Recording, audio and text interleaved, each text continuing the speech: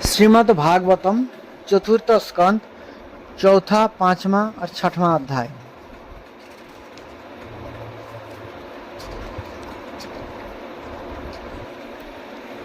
सती का अग्नि प्रवेश। श्री मैत्र जी कहते हैं, विदुर जी, इतना कहकर भगवान शंकर मौन हो गए। उन्होंने देखा कि दक्ष के यहाँ जाने देने अथवा जाने देने से रोकने दोनों ही अवस्था में सती को प्राण त्याग की संभावना है। इधर सती जी भी कभी बंधुजनों को देखने जाने की इच्छा से बाहर आती और कभी भगवान शंकर रुष्ट न हो जाए इस शंका से फिर लौट जाती। इस प्रकार कई एक बात निश्चित कर सकने के कारण ये दुविधा में पड़ गई, चंचल हो गई। बंधु जनों से मिलने की इच्छा में बाधा पड़ने से बड़ी अनमनी हो गई। सज्जनों के स्नेहवश उनका हृदय भर आया और ये आंखों में आंसू भरकर अत्यंत व्याकुल हो रोने लगी। उनका शरीर थर थर कांपने लगा और ये अप्रतिम पुरुष भगवान शंकर की ओर इस प्रकार रोषपूर्ण दृष्टि से देखने लगी मानो उन्हें भस्म कर देगी। शोक और क्रोध ने उनके चित्त को बिल्कुल बेचैन कर दिया तथा स्त्री स्वभाव के कारण उनकी बुद्धि मूढ़ हो गई थी। जैसे किसी स्त्री को किसी काम में रोका जाता है तो किस प्रकार के क्रुद्ध हो जाती है, इसे भी बोल रहा है, स्त्री स्वभाव के कारण उनकी बुद्धि मूढ़ हो गई।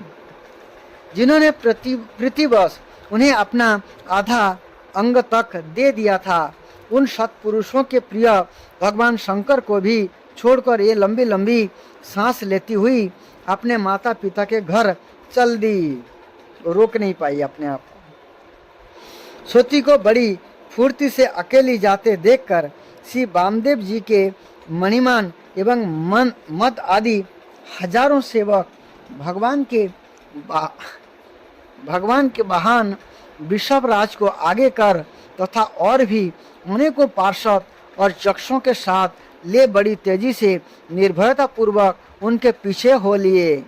उन्होंने सती को बैल पर सवार करा दिया तथा मैना पक्षी, गेंद, दर्पण और कमल आदि खेल की सामग्री, श्वेत, छत्र, चामर और माला आदि राजचिन्हित तथा दुंदुभी, शंख और बांसुरी आदि गाने बजाने के सामानों से सुसज्जित हो ये उनके साथ चल दिए। तदंतर यज्ञशाला में पहुंची। वहाँ वेद ध्वनि करते हुए ब्राह्मणों में परस्पर होड़ लग रही थी कि सबसे ऊंचे स्वर में कौन बोले। सब और ब्रह्मर्षि और देवता विराजमान थे तथा जहाँ तहाँ मिट्टी, काठ, लोहे, सोने, डाब और चर्म के पात्र रखे हुए थे। यहाँ पहुँचने पर पिता के द्वारा सती की अवहेलना हुई।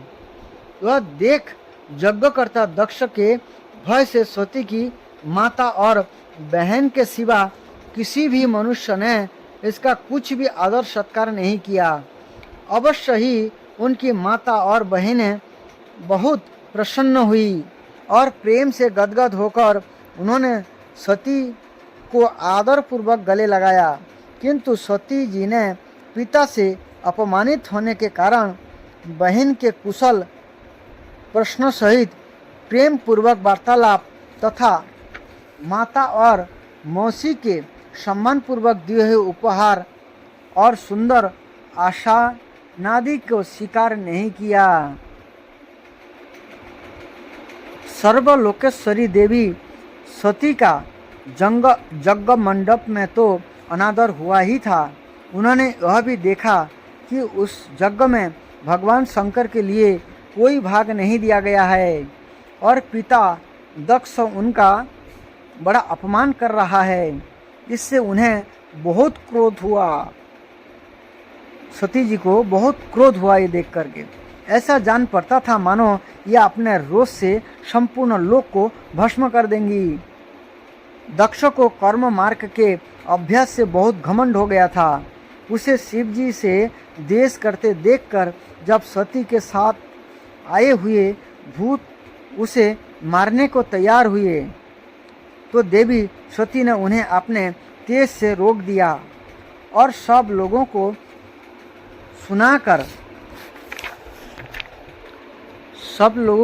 सुनाकर पिता की निंदा करते हुए क्रोध से लड़खड़ाती हुई वाणी में कहा। देवी सती ने कहा, पिताजी, भगवान शंकर से बड़ा तो संसार में कोई भी नहीं है। ये तो सभी देवधारियों के प्रिय आत्मा है।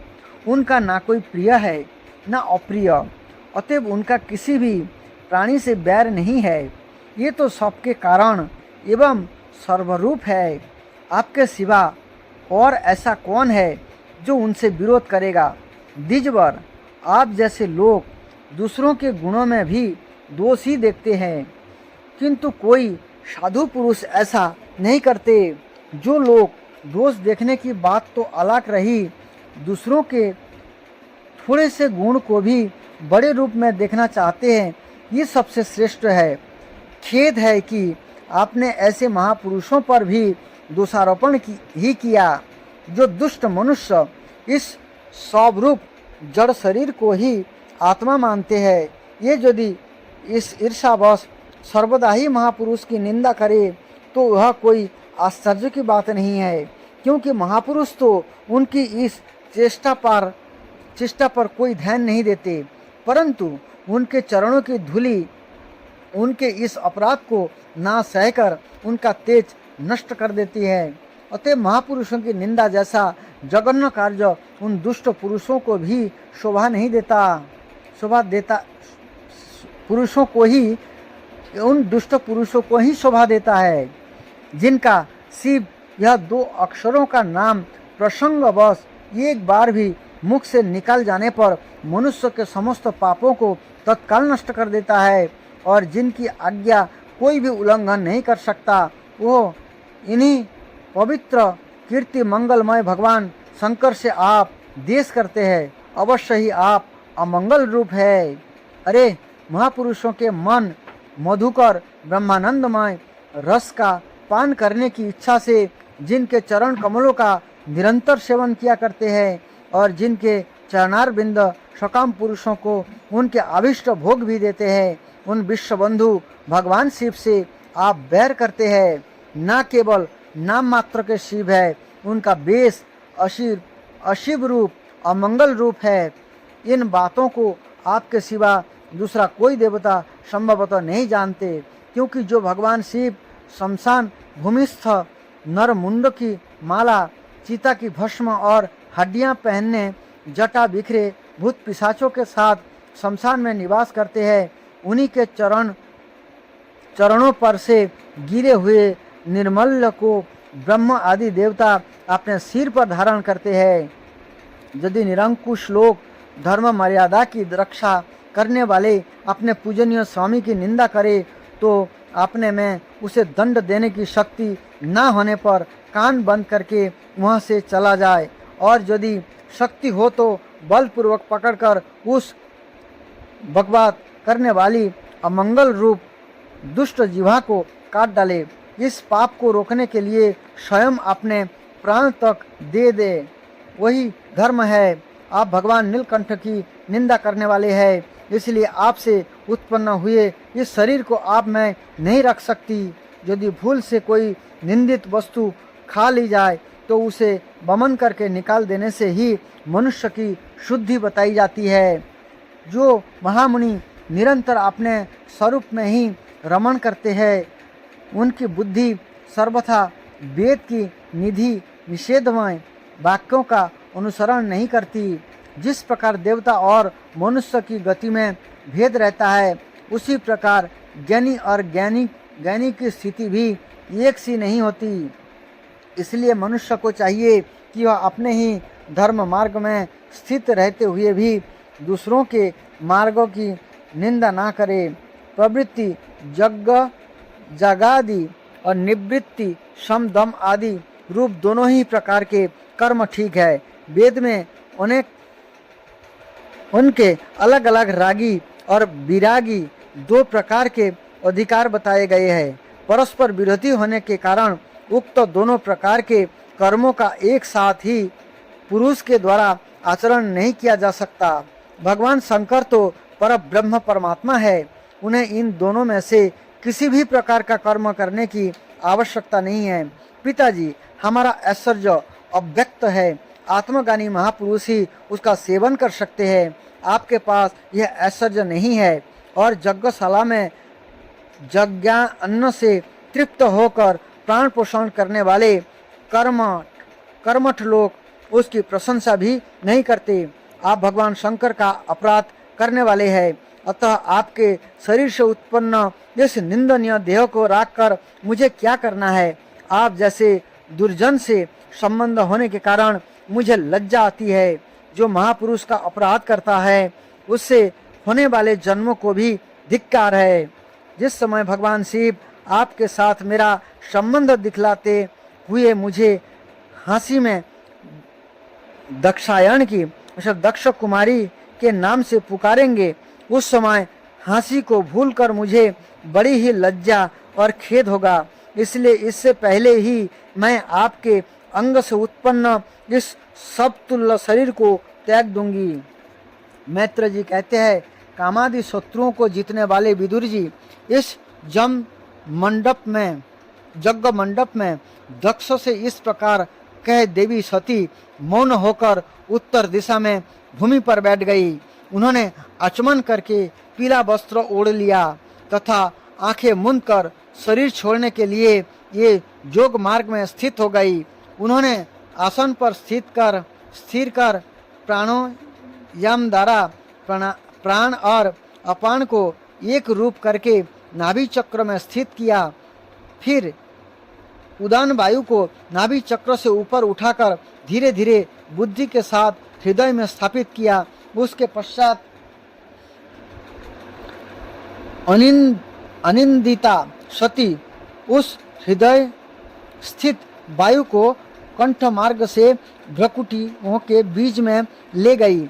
इस प्रकार जिस शरीर को महापुरुषों के भी पूजनीय भगवान शंकर ने कई बार बड़े आदर से अपनी गोद में बैठाया था, दक्ष पर कुपित होकर उसे त्यागने की इच्छा से महामनस्विनी सती ने अपने संपूर्ण अंग में वायु और अग्नि की धारणा की।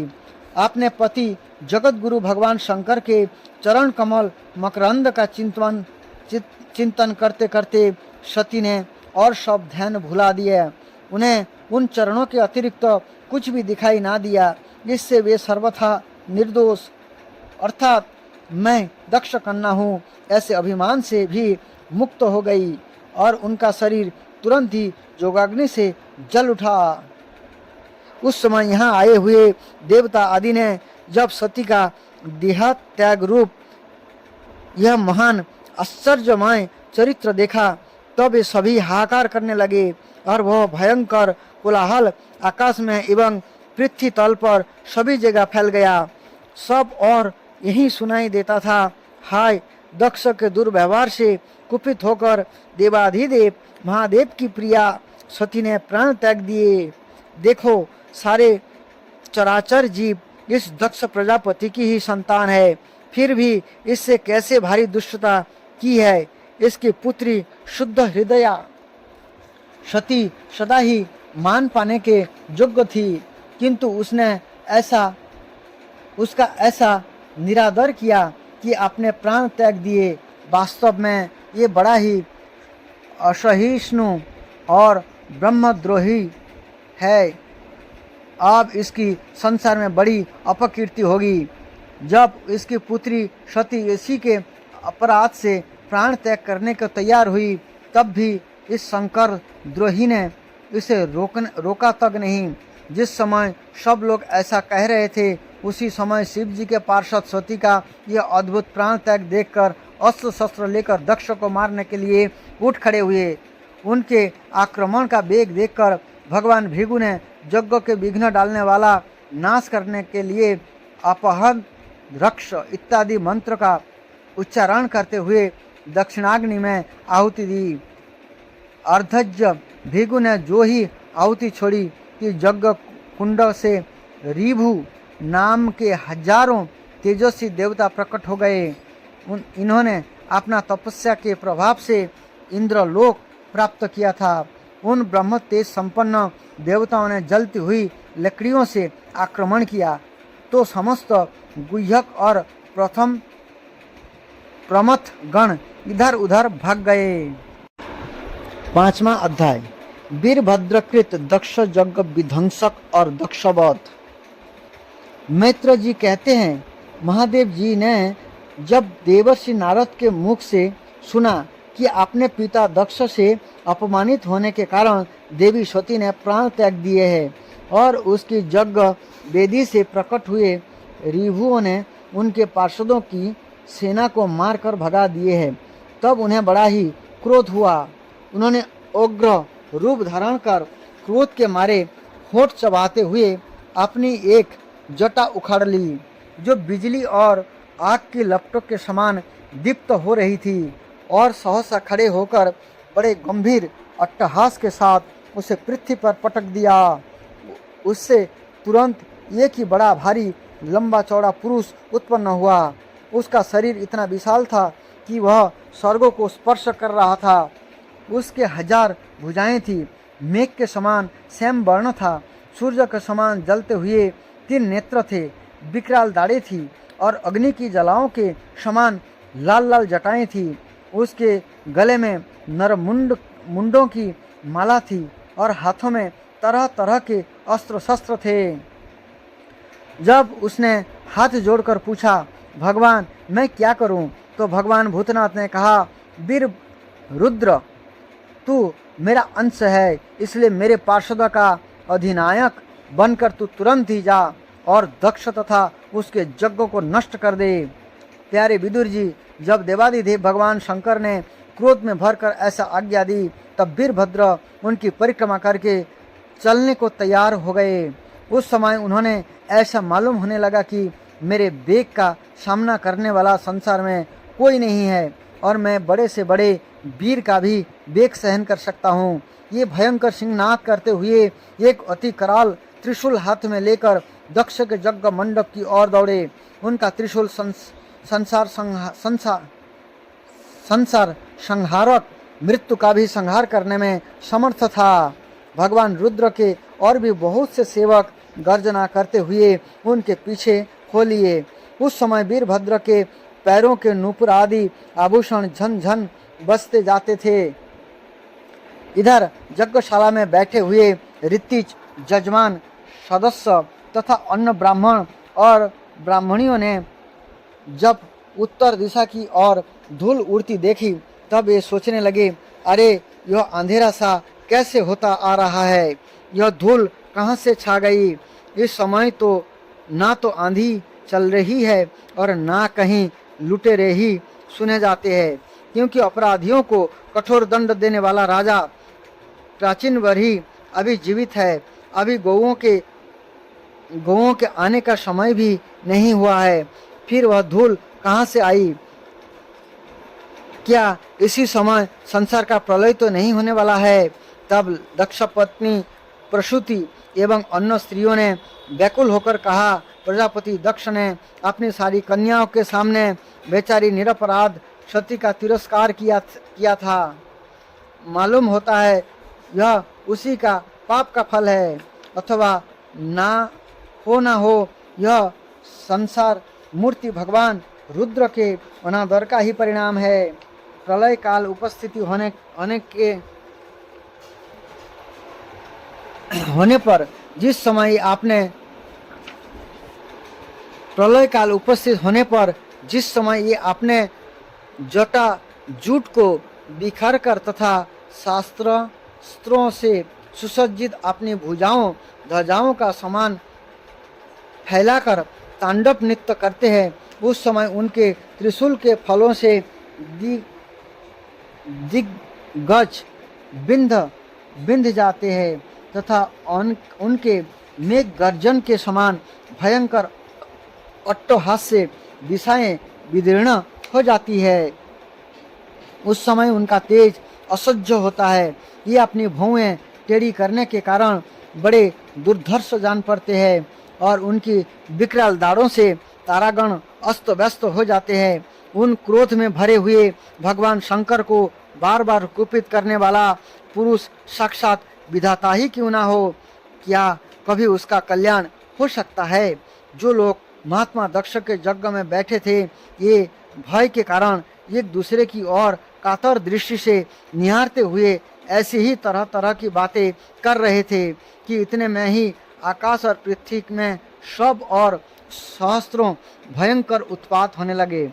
विदुर जी इसी समय दौड़कर आए हुए रुद्र सेवक ने उस महान यज्ञ मंडप को सब ओर से घेर लिया।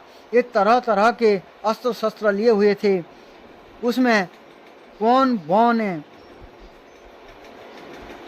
उनमें कौन बने, कोई भूरे रंग के, कई पीले और कई मगर के समान पेट और मुख वाले थे।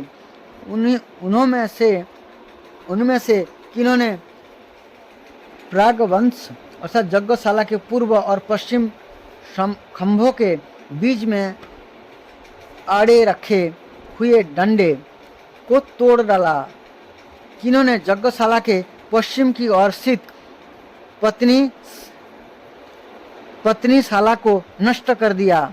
किन्होंने यज्ञशाला के सामने का सभा मंडप और मंडप के आगे उत्तर की ओर स्थित अग्निध्र शाला को तोड़ दिया।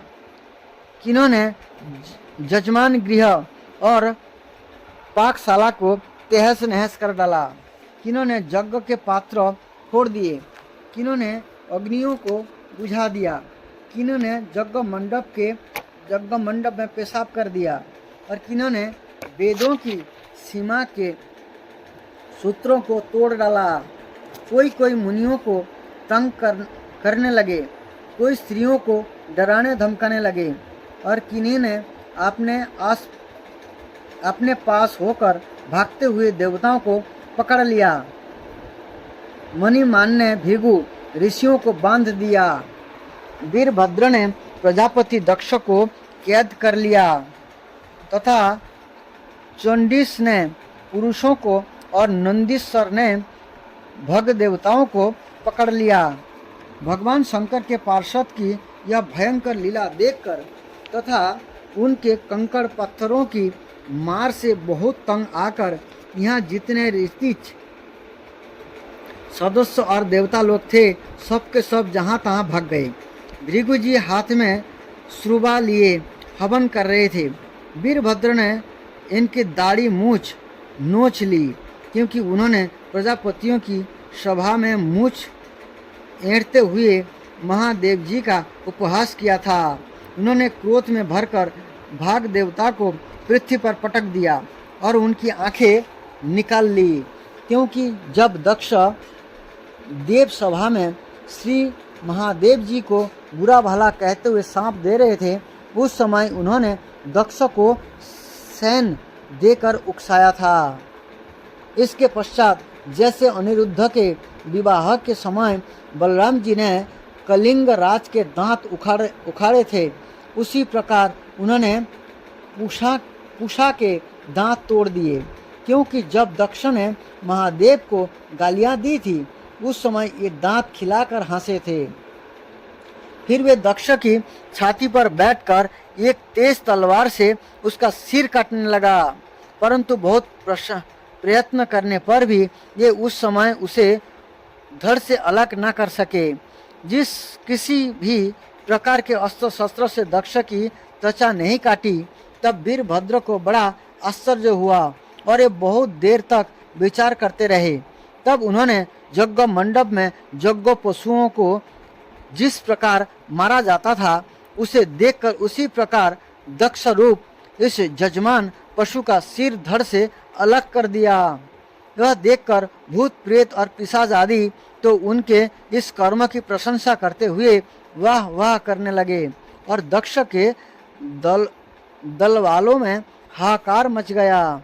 वीरभद्र ने अत्यंत कुपित होकर दक्ष के सिर को यज्ञ की दक्षिण अग्नि में डाल दिया और इस यज्ञशाला में आग जलाकर यज्ञ की विध्वंस करके एक कैलाश पर्वत को लौट गए।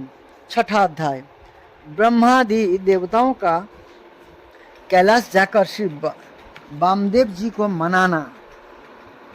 श्री मैत्रेय जी कहते हैं, विदुर जी, इस प्रकार जब रुद्र के सेवक ने समस्त देवताओं को हरा दिया और उनके संपूर्ण अंग प्रत्यंग भूत प्रेतों के त्रिशूल, पट्टिस, खड्ग, गदा, परीख और मुदगर आदि आयुधों से छिन्न भिन्न हो गए, तब ये ऋत्विज अपने सदस्यों के सहित बहुत ही डर कर ब्रह्मा जी के पास पहुँचे और प्रणाम करके इन्हें सारा वृत्तांत कह सुनाया।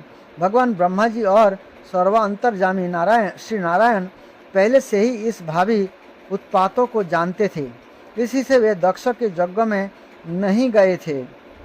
अब देवताओं के मुख से वहाँ की सारी बात सुनकर उन्होंने कहा, देवताओं, परम समर्थ तेजस्वी पुरुषों से कोई द्वेष भी बन जाए तो भी उसके बदले में अपराध करने वाले मनुष्यों का भला नहीं हो सकता। फिर तुम लोगों ने तो यज्ञ में भगवान शंकर का प्राप्य भाग ना देकर उनका बड़ा भारी अपराध किया है, परंतु शंकर जी बहुत शीघ्र प्रसन्न होने वाले हैं, इसलिए तुम लोग शुद्ध हृदय से उनके पैर पकड़कर उन्हें प्रसन्न करो, उनसे क्षमा मांगो। दक्ष के पूर्वाचन रूपी बाणों से उनका हृदय तो पहले से ही बिंद रहा था, इस पर उनकी प्रिया सती जी का वियोग हो गया। इसलिए यदि तुम लोग चाहते हो कि वह यज्ञ फिर से आरंभ होकर पूर्ण हो, तो पहले जल्दी जाकर उनसे आपने अपराध के लिए क्षमा मांगो, नहीं तो उनके कुपित होने पर लोकपाल के सहित इन समस्त लोकों का भी बचना असंभव है। भगवान रुद्र परम स्वतंत्र है, उनके तत्व और शक्ति सामर्थ्यों को ना तो कोई ऋषि मुनि देवता और यज्ञ स्वरूप देवराज इंद्र ही जानते हैं, ये और ना स्वयं मैं ही जानता हूँ, फिर दूसरे की तो बात ही क्या है। ऐसी अवस्था में उन्हें शांत करने का उपाय कौन कर सकता है। देवताओं से इस प्रकार कहकर ब्रह्मा जी उनको प्रजापतियों की और पितरों को साथ लेकर अपने लोक से पर्वत श्रेष्ठ कैलाश को गए, जो भगवान शंकर का प्रिय धाम है। इस कैलाश पर औषधि, तप, मंत्र तथा योग आदि उपायों से सिद्धि को प्राप्त हुए और जन्मों से ही सिद्ध देवता नित्य निवास करते हैं। किन्नर, गंधर्व और अप्सरा आदि सदा यहाँ बने रहते हैं। उसके मणिमय शिखर है, जो नाना प्रकार की धातुओं से रंग बिरंगे प्रतीत होते हैं। उस पर अनेक प्रकार के वृक्ष, लता और गुल्म आदि छाए हुए हैं, जिनमें झुंड के झुंड जंगली पशु विचरते रहते हैं। यहाँ निर्मल जल के अनेकों झरने बहते हैं और बहुत सी गहरी कंदरा और ऊंचे शिखर के कारण यह पर्वत अपने प्रियतमा के साथ विहार करती हुई सिद्ध पत्नियों का क्रीड़ा स्थल बना हुआ है। यह सब और मोरों के स्वर, मदांध, भ्रमरों के गुंजर, कोयल की कुहू कुहू ध्वनि तथा अन्यान्य पक्षियों के कलरव से गूंज रहा है। उसके कल्प वृक्ष अपनी ऊंची ऊंची डालियों को हिला हिला कर मानो पक्षियों को बुलाते रहते हैं तथा हाथियों के चलने फिरने के कारण यह कैलाश स्वयं चलता हुआ सा और झरने की कलकल ध्वनि से बातचीत करता हुआ सा जान पड़ता है। मंदार, पारिजात, सरल, तमाल, साल, ताड़, कचनार, आसन और अर्जुन के वृक्ष से यह पर्वत बड़ा ही सुहावना जान पड़ता है। आम, कदम्ब, नीप, नाग, पुन्नाग, चंपा, गुलाब, अशोक, मोल, श्री, कुंद, कुर्बक, सुनहरे, सतपत्र, कमल, इलायची और मालती की मनोहर लीलाएं तथा कुब्जक, मोगरा और माधवी की बेलों भी उसकी शोभा बढ़ाती है। कटहल, गुलर, पीपल, जाकर, पीपल, पाकर, बड़, गुगुल, भोज वृक्ष, औषधि जाति के पेड़, केले आदि जो फल अनेक बार काट दिए जाते हैं, सुपारी, राजपूग, जामुन, खजूर, अमड़ा, आम, पियाल, महुआ और लिशोड़ा आदि विभिन्न प्रकार के वृक्ष तथा पोले उस ठोस वहाँ के झुरमुठों से वह पर्वत बड़ा ही मनोहर मालूम होता है। उसके सरोवर में कुमुद, उत्पल, कल्हार और शतपत्र आदि अनेक जाति के कमल खिले रहते हैं। उनकी शोभा से मुग्ध होकर कलरव करते हुए झुंड के झुंड पक्षियों से वह बड़ा ही भला लगता है। यहाँ जहाँ तहाँ हरिण, बानर, सुअर, सिंह, रीछ, शाही, नीलगाय, सौरभ, बाघ, कृष्ण मृग, भैंस, कर्णांत्र, एक पद, अश्वमुख, भेड़ियों और कस्तूरी मृग घूमते रहते हैं तथा वहाँ के सरोवरों के तट केलों की पंक्तियों से घिरे होने के कारण बड़ी शोभा पाते हैं। उसके चारों ओर नंदा नाम की नदी बहती है, जिसका पवित्र जल देवी सती के स्नान करने से और भी पवित्र एवं सुगंधित हो गया है। भगवान भूतनाथ के निवास स्थान उस कैलाश पर्वत की ऐसी रमणीयता देखकर देवताओं को बड़ा आश्चर्य हुआ। वहाँ उन्होंने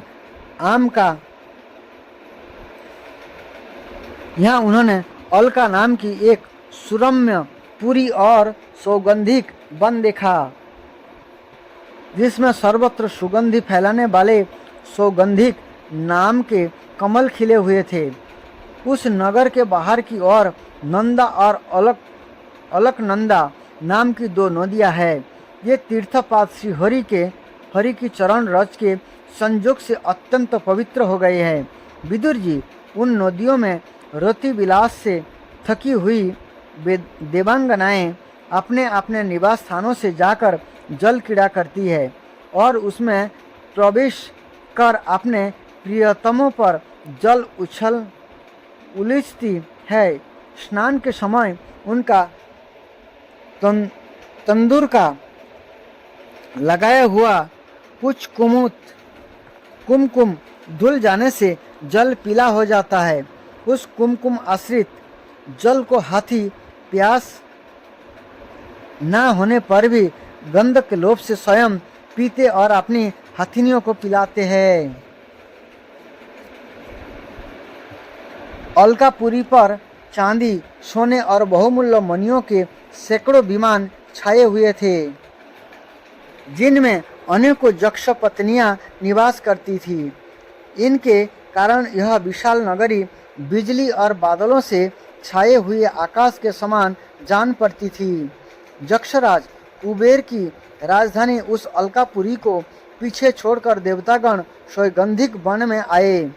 वह वन रंग बिरंगे फल फूल और पत्तों वाले अनेकों कल्प वृक्ष से सुशोभित था। उसमें कोकिल आदि पक्षियों का कलरव और भौरों के गुंजार हो रहा था तथा राजहंस के परम प्रिय कमल कुसुमों से सुशोभित अनेकों सरोवर थे। वह वन जंगली हाथियों के शरीर की रगड़ लगने से घिसे हुए हरी चंदन वृक्ष का स्पर्श करके चलने वाले सुगंधित वायु के द्वारा यज्ञ पत्नियों के मन को विशेष रूप से मथे डालता था। बाबलियों की सीढ़ियाँ वैदुर्य मणि की बनी हुई थी। उनकी बहुत से कमल खिले रहते थे। वहाँ अनेकों किम पुरुष जी बहलाने के लिए आए हुए थे।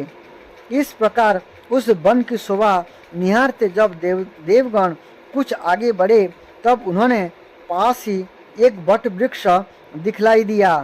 वह वृक्ष 100 योजन ऊंचा था तथा उसकी शाखाएं 75 योजन तक फैली हुई थी। उसके चारों ओर सर्वदा अविचल छाया बनी रहती थी, इसलिए धाम का कष्ट कभी नहीं होता था तथा उसमें कोई घोंसला भी ना था। इस महायोगमय और मुमुक्षुओं के आश्रयभूत वृक्ष के नीचे देवताओं ने भगवान शंकर की शंकर को विराजमान देखा। ये साक्षात क्रोधहीन काल के समान जान पड़ते थे। भगवान भूतनाथ का श्री अंग बड़ा ही शांत था। शनक आदि शांत सिद्धगण और सखा जक्ष राक्षसों के स्वामी कुबेर के उनकी सेवा कर रहे थे। कुबेर उनकी सेवा कर रहे थे। जगतपति महादेव जी सारे संसार के सुहित है, स्नेह व सबका कल्याण करने वाले हैं। ये लोक हित के लिए ही उपासना, चित्त की एकाग्रता और समाधि आदि साधनों का आचरण करते रहते हैं। संध्याकालीन मेघ किसी कांति वाले शरीर पर तपस्वियों के अभीष्ट चिन्ह भस्म, दंड, जटा और मृग चर्म एवं मस्तक पर चंद्रकला धारण किए हुए थे। वे एक कुशासन पर बैठे थे और अनेकों साधु श्रोताओं के बीच में श्री नारद जी के पूछने से सनातन ब्रह्म का उपदेश कर रहे थे। उनका बायां चरण दाहिनी जांघों पर रखा था। ये बायां हाथ बाएं घुटनों पर रखे, कलाई में रुद्राक्ष की माला डाले तर्क मुद्रा से विराजमान थे।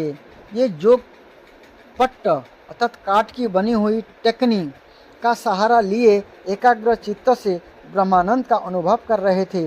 लोकपालों के सहित समस्त मुनियों ने मननशील में सर्वश्रेष्ठ भगवान शंकर को हाथ जोड़कर प्रणाम किया।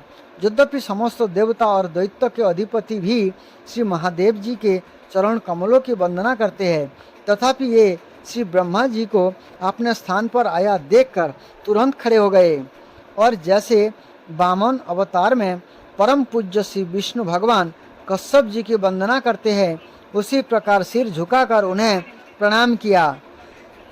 इसी प्रकार शंकर जी के चारों ओर जो महर्षियों सहित अनन्य सिद्धगण बैठे थे, उन्होंने भी ब्रह्मा जी को प्रणाम किया। सबके नमस्कार कर चुकने पर ब्रह्मा जी ने चंद्रमौली भगवान से जो अब तक प्रणाम की मुद्रा में ही खड़े हुए हंसते हुए कहा। ब्रह्मा जी ने कहा, देव, मैं जानता हूँ आप संपूर्ण जगत के स्वामी हैं, क्योंकि विश्व की योनि, शक्ति, प्रकृति और उसके जीव शिव पुरुष से परे जो एक रस पर ब्रह्म है, यह आप ही है। भगवान, आप मकड़ी के समान ही अपने स्वरूपभूत शिव शक्ति के रूप में क्रीड़ा करते हुए लीला से ही संसार की रचना, पालन और संहार करते रहते हैं। आपने ही धर्म और अर्थ की प्राप्ति करने वाले वेद की रक्षा के लिए दक्ष के निमित्त बनाकर यज्ञ को प्रकट किया है। आपकी ही बांधी हुई ये श्रम वर्णाश्रम की मर्यादा है, जिनका नियम निष्ठ ब्राह्मण श्रद्धापूर्वक पालन करते हैं। मंगलमय महेश्वर, आप शुभ कर्म करने वाले को स्वर्गलोक अथवा मोक्ष पद प्राप्त कराते हैं तथा पाप कर्म करने वाले को घोर नरक में डालते हैं। फिर भी किसी किसी व्यक्ति के लिए इन कर्मों का फल उल्टा कैसे हो जाता है। जो महानुभाव आपके चरणों में अपने को समर्पित कर देते हैं, जो समस्त प्राणियों में आपकी ही झांकी करते हैं और समस्त जीवों को अभेद दृष्टि से आत्मा में ही देखते हैं, ये पशुओं के समान प्राय क्रोध के अधीन नहीं होते। जो लोग भेद बुद्धि होने के कारण कर्म में ही आसक्त है, जिनकी नियत अच्छी नहीं है, दूसरों की उन्नति देखकर जिनका चित्त रात दिन कूड़ा करता है और जो मर्मभेदी अज्ञानी अपने दुर्वचनों से दूसरों का चित्त दुखाया करते हैं, आप जैसे महापुरुष के लिए उन्हें भी मारना उचित नहीं है, क्योंकि ये बेचारे तो विधाता के ही मारे हुए हैं। देव भगवान कमल नाभ की प्रबल माया से मोहित हो जाने के कारण यदि किसी पुरुष की कभी किसी स्थान में भेद बुद्धि होती है, तो भी साधु पुरुष अपने परम दुख कातर स्वभाव के कारण उस पर कृपा ही करते हैं। देव बस जो कुछ हो जाता है ये उसे रोकने का प्रयत्न नहीं करते। प्रभु, आप सर्वज्ञ है। परम पुरुष भगवान की दुस्तर माया ने आपकी बुद्धि का स्पर्श भी नहीं किया है। अतः जिनका चित्त उसके वशीभूत होकर कर्म मार्ग में आसक्त हो रहा है, उनके द्वारा अपराध बन जाए तो भी उन पर आपको कृपा ही करनी चाहिए। भगवान आप सबके मूल है, आप ही संपूर्ण यज्ञ को पूर्ण करने वाले हैं। यज्ञ भाग पाने का भी आपको पूरा अधिकार है। फिर भी इस दक्ष यज्ञ के बुद्धिहीन याजकों ने आपको यज्ञ भाग नहीं दिया, इसी से यह आपके द्वारा विध्वस्त हुआ। आप इस अपूर्ण यज्ञ का पुनरुद्धार करने की कृपा करें। प्रभु ऐसा कीजिए जिससे जजमान दक्ष फिर जी उठे, भाग देवताओं को नेत्र मिल जाए, भृगु जी के दाढ़ी मूछ आ जाए और पूषा के पहले के ही समान दांत निकाल आए। रुद्रदेव अस्त्र शस्त्र और पत्थरों की बौछार से जिन देवता और ऋतुओं के अंग प्रत्यंग घायल हो गए हैं, आपकी कृपा से ये फिर से ठीक हो जाए। यज्ञ संपूर्ण होने पर जो कुछ शेष रहे, यह सब आपका भाग होगा। यज्ञ विध्वंसक, आज यह यज्ञ आपके ही भाग से पूर्ण हो।